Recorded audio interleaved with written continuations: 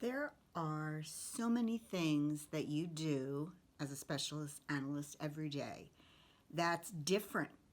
Not only is there the volume of work, but also the variety. And that's what makes these roles so interesting to me. And why I've been in this field for 20 years, working for two food and beverage manufacturing corporations and loving it.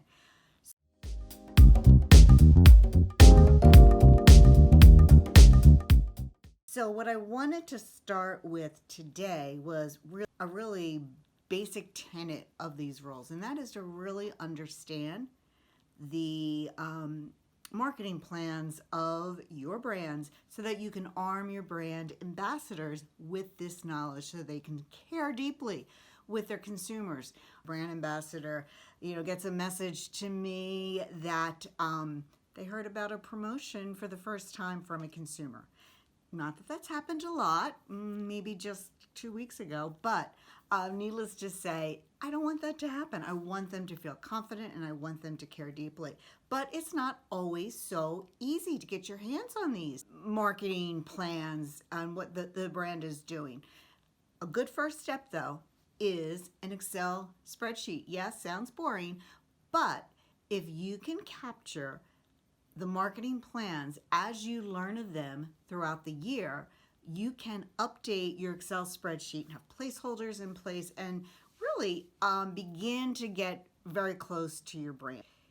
One way to do this is to make sure that your Excel spreadsheet or grid, we'll call it, captures the products that are affected, the types of consumer touch points, and the timing.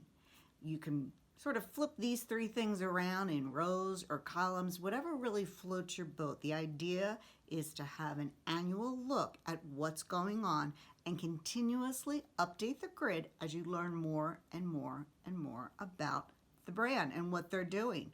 Now, we said that that's important to the brand ambassadors, and that is so true. But have you ever thought how important capturing information like this would be to your colleagues or yourself if you're involved in the forecasting of contact volume?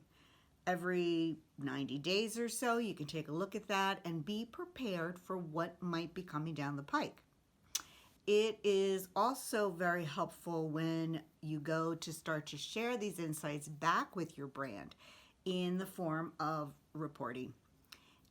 Knowing when certain events are happening and when they'll be on shelf or when they'll be available to consumers, you can reverse engineer and get ready for when you're reporting, and that data should be available for you to mine and glean insights to share back with your brand. So it's got a lot of good benefits other than just helping you in your particular day-to-day role.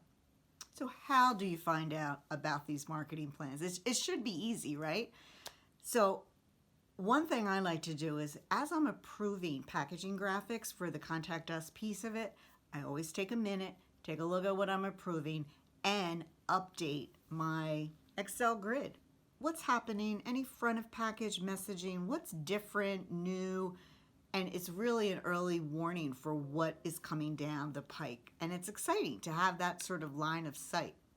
Also, you want to begin to create relationships with your internal points of contact. So that, of course, is marketing, product development, market research, legal, quality. They're all important. You could meet monthly, say, for example, with your marketing person and literally show them your grid that you're working on, that you're trying to flesh out.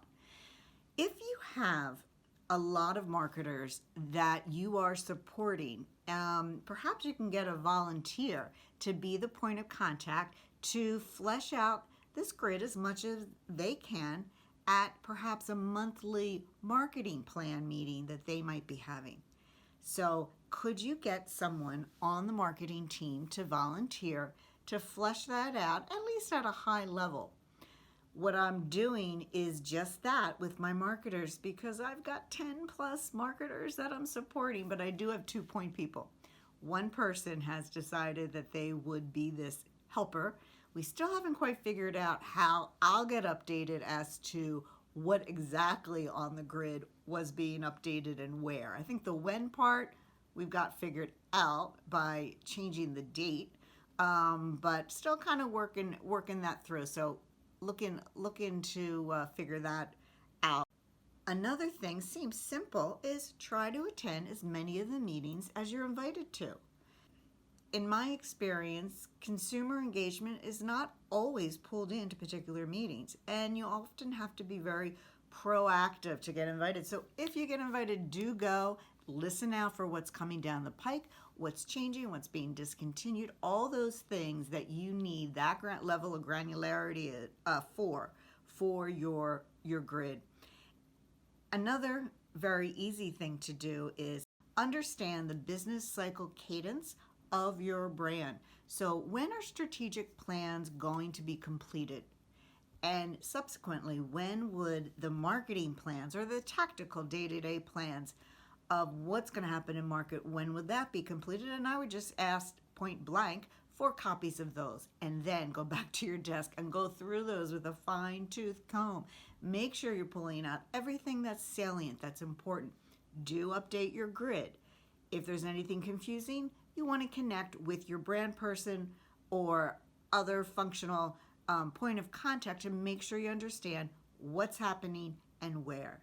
Another good way to find out, and this is one of my favorites, is really to hang out at the salad bar of your cafeteria if you are lucky enough to have one.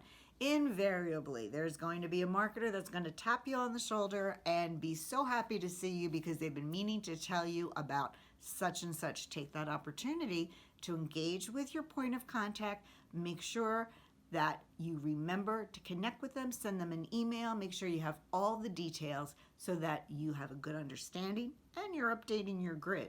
Why don't you subscribe? This way you're going to know when the next video comes out.